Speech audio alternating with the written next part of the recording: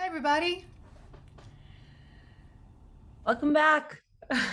Yeah, thank you for those who left and came back, and for those who stuck around. We're gonna give it a minute and get more people in here, I hope, and then we will kick off our adult group for the it's one today, but consider it a long, not long, an engaging path that we're going to be on for this year. But I don't want to start talking about it until everyone's here, because then we'll be repeating ourselves, which will happen anyway, because that's the nature of the beast. But meanwhile, feel free to chat and say hello. It's the first time for a bunch of you. I've seen you in a bunch of months, even if it is through Zoom, my least favorite way of communicating these days. But what can you do? Okay, so it's 11:04. Welcome, everybody. Welcome to Adult Group. This year, theme for gatherings, theme for adult group, everything back to basics, which means you're gonna find out. Um, Actually, it means that a lot of things, and that's part of what you're gonna find out. In any case, gonna let Reverend Sam introduce herself briefly. I'm gonna I'll give 2 seconds for those of you who need to know me more, and then we'll get going on our adult group. So for those of you who may have forgotten, God knows how you would, because I mention this like all the time. Recovering lawyer, yeah, but that was not a good fit for me. And through very happy fortune and good circumstances, I found my way into being a rabbi, specifically for interfaith families. It's my joy, it's my calling. I see this as opportunity. It's always opportunity to add, to grow, to be more. And these adult groups are going to sort of go back to those foundational questions that I assume you know. And why would I assume that? Because I do this all the time. And that's, I might say certain words or look at certain things in a certain way because I get to do it every single day of my life. That's the joy of loving my job. Y'all might not be there. So we're going to take that big bunch of stuff and try to condense it and put it in ways that you will all appreciate, learn from, and then we can grow from. All right, that was probably too much. Sam, Reverend Samantha, please take it from here. Absolutely. Well, so great to be with you all. As I shared during gathering, my name is Reverend Samantha Gonzalez Block. You can call me Reverend Samantha, Reverend Sam, trying out all these different things for size.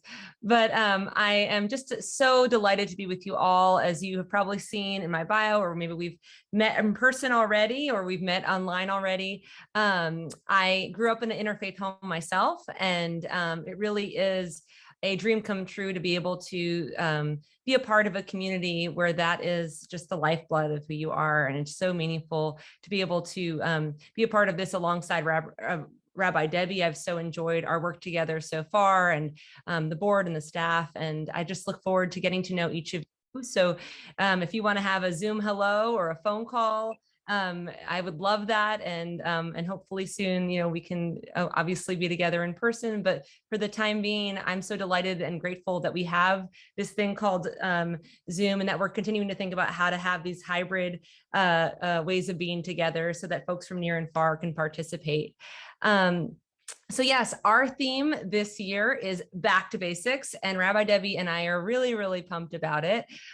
We want this really to be a chance for all of us to become more familiar with some of those basic tenets and terminologies, books and beliefs of both Judaism and Christianity, all in hopes that we can build a greater connection and comfort with these traditions that we love dear, or that our loved ones also practice or feel deeply connected to. So we hope this will also be a time to break down misconceptions, to build familiarity and fluency, and just increase opportunities for appreciation and dialogue and deeper connection. More than anything, we hope this will be a time for all of us to just connect and grow closer as a community. As I shared in the chat, if you are able and feel comfortable turning on your camera, that's always a really nice way to just be able to see each other's faces and to feel more connected. So I definitely encourage you to do that if you're able. And today we are going to be sharing some of the back to basic sort of class, major kind of big class themes or topics that Debbie and I would love to explore with you this year. But we really want to hear where your energy is. We want to hear your ideas. What are some of your areas of growth or your interests? We really want this time together in adult group to be useful and engaging and to be driven by you. So Rabbi Debbie in just a moment is going to share some of the topics that we have generated. And then we're going to be hearing from you about sort of where your energy and excitement is. So I'm going to turn it over to Rabbi Debbie, who's going to share a little bit more. Okay. So we've come up with currently 5 big buckets for which we want to start from, and then I'm going to describe them, and I'll put them in the chat as well when I'm done describing them.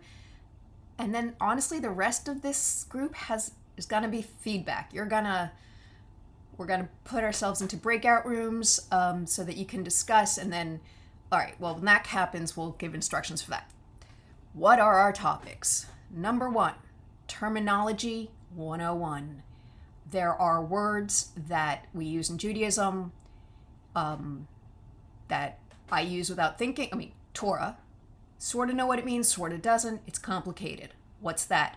There's words that are used, in English but don't necessarily resonate in Judaism. Ministry is one of those. I got used to it when I worked in campus ministry at a university, but I know that most of my Jewish friends and colleagues were like, what does that mean?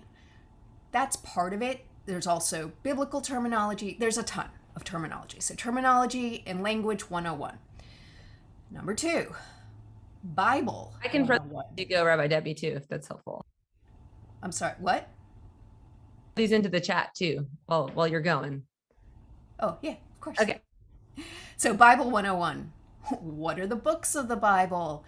How did they get there? What do we think about them? How do we read them? Okay, all of these could be, by the way, year-long courses in grad school. So we know there's a lot of material, but we just kind of got to start somewhere. Number 3, Prayer 101. What's the value of prayer? How do we do it? Does it even work? Prayer 101. That one's, to me, it's actually resonating a lot this year, which you might have realized with the High Holy Days. Identity 101. Oish, what does it mean to be Jewish, to be Christian, to be interfaith? Really, this is a deep, deep question, and it's so relevant to this community and, frankly, almost every human being. So please give us feedback, on all of them. And then lastly, the 5th main topic is holidays and life cycle occasions. What the major ones are, the holidays for both religions, how we approach life cycle events, and how to do them, all of them, interfaith. So those are the 5 big topics, and I think they're in the chat. Let's see, Leanza Marcus's, there's our potential topics. This is what we're planning on, but there's room for more. This is sort of where we want to start from. There's room for more, and there's room for focusing each one of these topics. And actually, I'm very glad you asked, because that's the next step, which is when we are going to, there's enough of us, I think. It'll be better. We'll break out into rooms and have you talk about it, and then we'll come back together as a big group, and you have to appoint somebody to report back as to what your breakout room said. Now, in those breakout rooms, I don't actually want to give you too much direction, because we would really like to get, what bubbles to the surface. We just touched on this stuff. We just threw it at you. So literally, this is one of those, throw it at a wall and see what sticks. That's the kind of feedback we're looking from you. And also gives you a chance to talk in a more private and personal way with each other. And so when you are in breakout groups, remember to introduce yourselves, give everybody a chance to speak. We'll give you 2-minute warning when we're ending them. And then, like I said, appoint someone to give us your feedback. So we'll put I know that we lose the chat when we go into the breakout rooms. I will try to put those 5 topics back in there. I'm losing people, no. And, right, so here we go. Wait, how many of us are Does there? everyone understand kind of what we're doing in these breakout groups? Does anyone have a question? Who's confused? Okay, great. Awesome. Thank you for your honesty. Great. I just want to make sure before we send you away that we know that you know what you're doing. So like Rabbi Debbie said, when you get into your groups, get a chance, obviously introduce yourself if you don't know each other or say hello. But you're going to think about these 5 topics that Rabbi Debbie has mentioned and think about which topic is resonating the most with you. And if so, why? And maybe what about that topic? So for example, if you're really interested in prayer, why might you be interested in that topic? And what about prayer is interesting to you? Does it work? How do we practice it? So just kind of be thinking a little bit about which topic do you feel the most energy and interest, or maybe where you feel like this is where my family and I have the most friction. Like, let's talk about that. So that's really the idea. And then when you have that person report back, they can share, in our group, most of us were interested in blah because of blah kind of idea. So really, we just want to see sort of where your energy is at, because we don't want to offer a bunch of classes on topics that you're like, we want you to feel excitement and interest in that topic. Does that make sense? Is that helpful? Okay, cool. So I think I put it in the chat. Yeah. Which of these topics do you want to learn more about and why? So that is only 4 topics are listed? Oh no. Should be terminology 101, Bible 101, prayer 101, identity 101, holidays and life cycles 101. I will put them again. If somehow you're not put in a room, let me. I hope you all had good discussions, and Sam and I are literally sitting here on pins and needles going like, what are they going to say? What are they going to say? I'm so excited. Woo, super energy here. So room 1 came back. Your fellow rooms have not. So as much as I want to start grilling on what you're going to tell me, I will wait. Yeah, thanks for this opportunity and taking input. Oh my goodness. Agenda. Love it. Good. Okay. Welcome back, everybody. Sorry, some of us just came back. It sounds like you already may have started the discussion. But... No, we were just saying hi. Oh, hi. You haven't missed a thing. Actually, what I was saying is like, as much as I want to know what y'all have to say, we're gonna wait for everyone to come back. And that was just me like then saying everyone happy, and yeah. Did everyone get a chance to talk in your groups? Yes? Okay. All right. So how much time was needed? So awesome. Do you all know if you were grouped 1, 2, or 3? Because I was just going to start with 1. And okay, so room 1, there you were the first ones back. Or actually, rather, there should be 3 speakers. Who are the 3? Who's going to report back from the groups? Liz, David, and Rebecca. Okay, which of you? Samantha, you pick who goes first. Oh my goodness gracious. I'm so mean. Let's go with the group that returned first. That would be David. All right. So I think that there was what I'll say general appreciation for all 5 topics, and what we talked about were 3 ideas that I think maybe transcend the topics. The first was within at least some of them, and I think it was said maybe it would be identity, addressing spirituality and faith, including questioning events that have made us question faith, but also how to talk about faith and spirituality. So that was one item that came up. Another was understanding that kind of the 101 concept can mean a lot of things, making sure that we're we're going at a level that understands that a lot of people have some background in these topics and that we're kind of going into some depth. And with that was a suggestion that for some of these, there could perhaps be readings or YouTube videos that are provided to members ahead of time so that we can bring that into some of these discussions. It's a great idea. That's awesome. Okay. Is that it? Did you have one more? Yep. No, that's it. Okay. Thanks, group one. Liz, I'll call on you next. All right. Our group generally liked the getting back to basics, feeling like there are things we benefit from being reminded of, to internalize.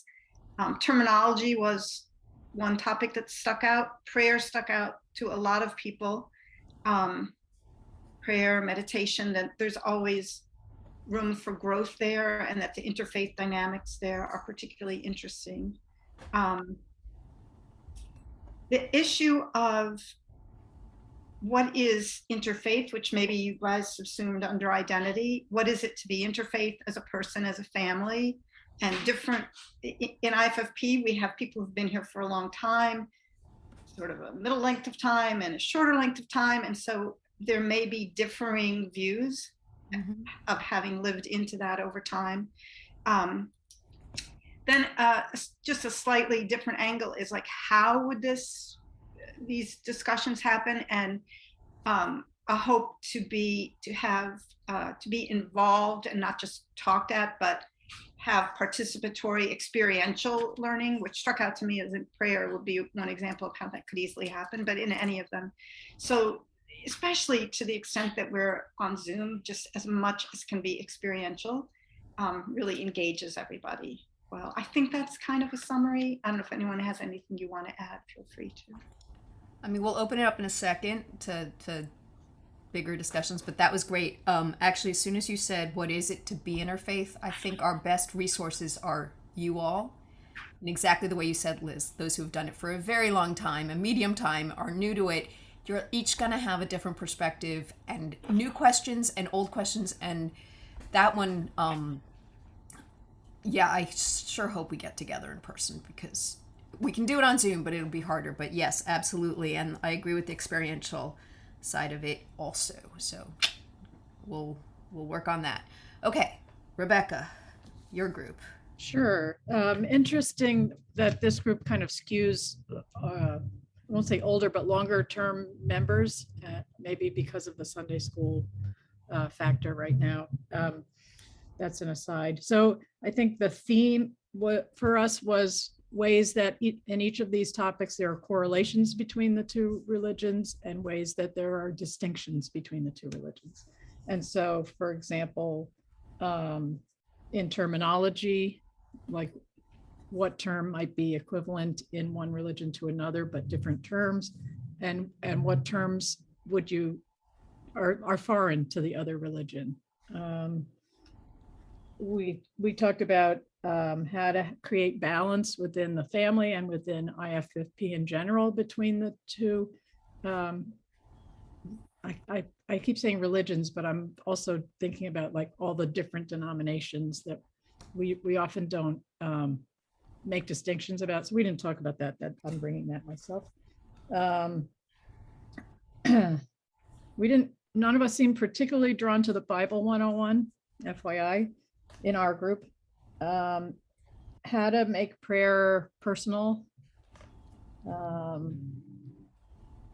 For identity, more about like our kids' identity, I think, than our own identity. And then in particular, in terms of going back to terminology, Hebrew words. So most people, I think, in general in IFFP, but certainly the non-Jews don't know what the Hebrew words we say, the ones that are repeated often, what they mean. Good. That's awesome. I'm the champion of Bible 101. That was mine for two reasons, just so you know. One is I when we were still in person, so a while back, and I can't remember who mentioned this to me, but like in our readings we had said Deuteronomy something something something, and they came up with like, what is Deuteronomy? And that kind of speaks to the, some of you know everything, not everything, are really deeply versed, and some people are coming at this from a very different place. So, and I would gather, so yes, what is, what are the 5 books of Moses? But there's also, as we explore the religions, how canon, how those books got included or not. Actually, it does inform some of that foundational stuff. But we will be, although I have a feeling this one's mostly on me, really careful to not bore you to death on Bible 101. And then the balance within family and IFFP is absolutely, and if I can just touch on the denominations, what would be, as you said that, I was like, Reverend Sam and I could probably do an entire adult group on what are, up until I really started working with interfaith, I knew there was, in Christianity, there was Catholicism and Protestants. And I didn't realize until I kind of got into it how much. I was like, oh my gosh, that is not even the surface. That's like looking at the pond from a mountaintop. It's not even close. And I think Judaism has maybe a little bit less of it, but some significant, differences as well. So yeah, you're just spurring more and great ideas. Okay, Sam, do you want to respond to anything, or before we open it up to questions? No, I just wanted to say, I see there's also things in the chat that I just want to make sure get heard as well. So Mark says, I really like the questioning of faith and events following the COA. Why do bad things happen? You can go to community, etc. And shout out to Dave. Yes, what does it mean to be interfaith? And woven into these topics might be religion over the life course. Yeah. Others have mentioned that relationship to faith seems to evolve, and that Rebecca mentioned that justice weaves through all these topics too. And yes, that is our intention as well. I just wanted to just open up the floor too, if having heard some of the other groups speak, if it sparked anything for you that you want to also share out loud, or you want to throw in the chat, we would love to hear if anything new is kind of coming to the surface from these topics as you're hearing other groups share. Okay. So the folks who reported from your group did an excellent job. You're feeling very heard. That's great.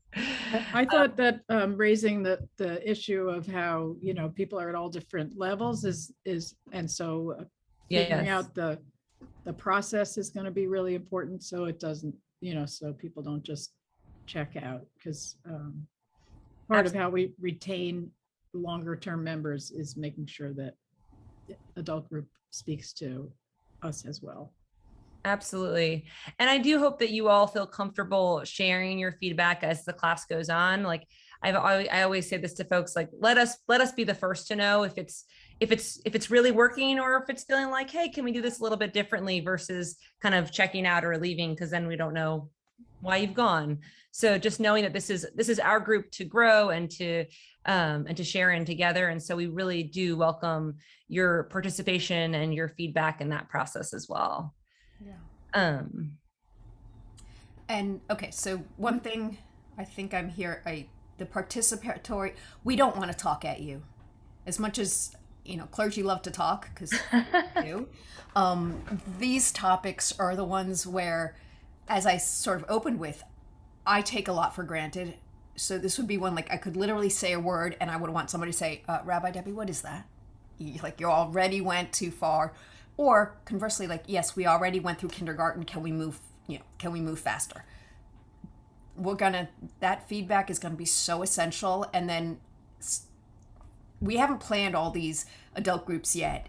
But my vision is we would, kind of set a foundational basics of what we're going to talk about. I really like the idea of sending out videos or sources to begin with, so we're all starting from a certain place. And then, so a few minutes of talking, and then really have these be either workshops or conversations or both. But the workshop idea, how does that work with you guys if we'd split up, especially if we were in person, into smaller groups to discuss stuff and then come back together and process it all? Would that be a positive thing? I see some nodding. Okay, I'm going to take that as a yes. So for me, this is Will. I was just going to say, I guess it could be topic dependent, right? Sometimes it may just be good to have more conversation maybe from clergy versus more conversation from the layman's, I guess, and for lack of a better term. At least in what I would think, right? Some things are going to be like, what does it mean to be interfaith? Are probably going to be driven more from, let's say, us as participants versus terminology as an example, potentially. So I guess I would just say, I would want to make sure you all leave yourself some wiggle room, I guess, in case you need that for us, so that we're not all like, what are you doing here? Thanks, Will. Yeah, no, that's perfect. I have a question. Are there any topics that kind of are not on this list that you feel like, oh my gosh, I hope we're going to mention, I hope we'll have time to talk about? I know that justice was thrown up there, and that is one that we are hoping to weave into every aspect of the class. But is there any other sort of topic or area that you feel like is missing that you want to make sure we spend some time on? Or yes. We covered everything? I'm throwing one out there in religious exemptions, mainly because of my work. So I'm just going to throw that one out there. Cool. I want to explore that one more. Exemptions how? I'm just thinking right now, right? Everyone knows like the vaccine's a big political topic, but like, how do you then explore religious exemptions in terms of why does this kind of get parsed out versus this doesn't, or whatever? So it's interesting. That just spurred an idea. What if we did sort of a tackling of religion and state? Yeah, I'm okay with that. Right, because I mean, what it's always weird to me. It's so place dependent. I mean, my my ex, she's from Long Island, and they had 2 days off, and she's not Jewish. They had 2 days off of school. I never had more than one. And my cousin who's Jewish teaches in South Carolina, and I don't, think anyone here is surprised that they have no time off, and so it's sort of not even recognized. And I feel like that I've gotten a lot of people know I'm an immigration lawyer, and I've got a lot of most of my social circle are either Hindu, Sikh, or Muslim in my and so I know it's there's nothing in as far as days off, and there's certain times and days, and I know that we all struggle with this, and that's sort of a surface level thing, but it also is, I mean, it's weird. I mean, I always say, like, I had to be in court 8 a.m. last Friday morning, and I fasted the day before. Well, if it was on Yom Kippur, I probably could have got time off, but I always found like the high holidays, while we may have them off, it's, nobody a 4-day weekend is great, but not when it's sort of like that. And nobody says around Christmas, well, gee, Christmas Eve, you're going to work till 9 at night, or you're going to get up on the 26th and people just don't expect that in the world as much. And so, I mean, I think that as we go identified in a culture, I hear what Will is saying is, the state, and also,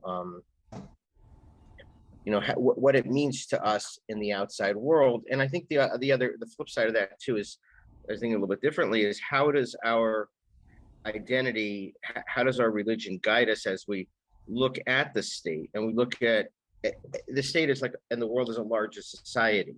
So how do, because we're not in a vacuum, right? We're not just sitting here in a vacuum. And how does that guide us, and how do we approach,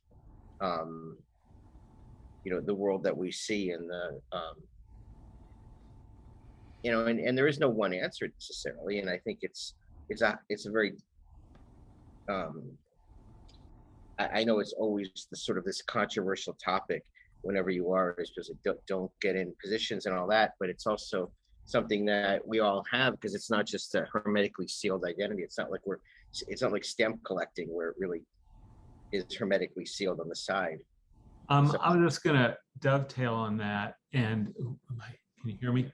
I was just gonna dovetail on that and say, I think what's kind of on my mind right now and possibly others is in terms of IFFP and our world and what we're all experiencing right now is this great divide between people. And I'm thinking of that story of the Tower of Babel, how people couldn't understand each other's languages and there was all this fighting. And I'm just thinking about how do we as good people in IFFP work to heal the world in terms of bringing people together and in terms of learning to hear the other side. Absolutely. And I love the Tower of Babel imagery.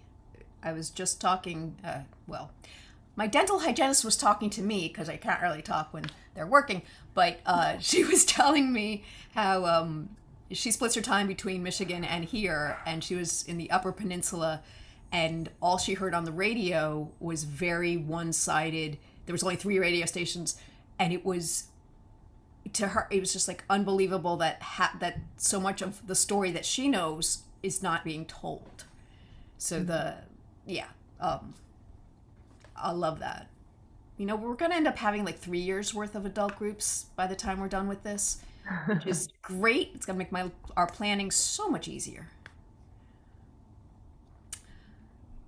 More. Tell us more. All right. I mean, I know that Niall said to me, you know, he just finished COA last year, and he said to me, I'm looking because he's in the next room, and you know how teenagers like when you mention their names in a Zoom call, right? But it was very profound. He said to me, you know, well, what is it between Muslims and Jews? And I was explaining, you know, my cursory knowledge. I always get nervous when I talk about it because I sometimes do it because I'm not, you know, any sort of scholar, but, you know, sort of the whole thing of, you know, Abraham and descendants and how, you know, I tell my friends that are Muslims, it's like, we're kind of like so close. And it's like fighting, you know, having come from families that fight, right? It's like, that's what it is. And, you know, and he's like, that's it. Like, that's what's going. And so I think that's where you guys really, and I know that's where, you know, Rabbi White was great, you know, and people who, I mean, you guys are really, I didn't mean to discount that. I think you guys are really great.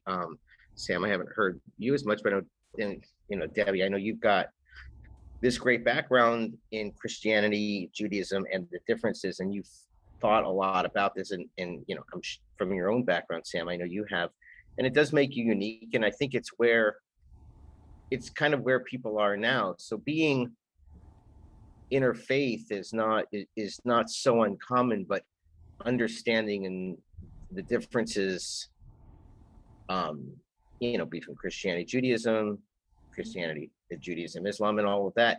That is a good place for you guys to sort of be leading discussions and really getting into that. And I think that's really helpful because it's something that we don't.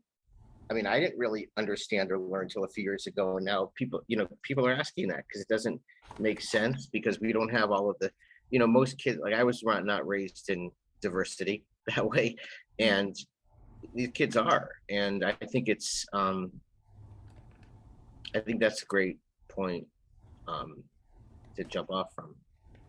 Mark, do you think that, because what you were saying, it's very easy, I did it in one of my sermons, to present all the things that religions are unified on, and yet we know in practice they don't.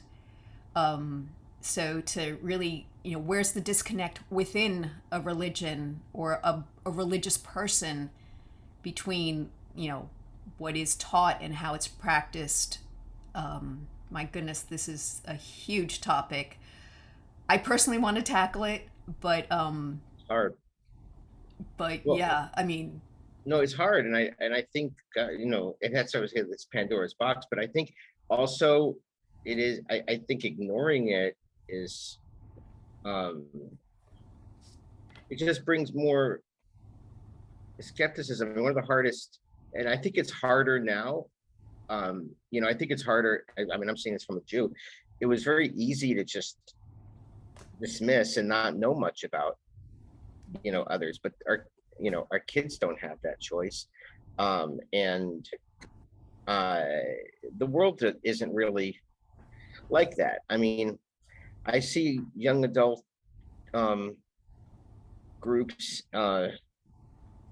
you know, I went to the outdoor show for service for like the new, I forget what it's called, but it's Rabbi Joseph. And it's just like you know, there's this new congregation in DC, and they're interfaith, and they're LGBTQ, and they're very progressive in that sense and socially. And it's just very different from where I was raised. And I think like being part of the world rather than just being this identity.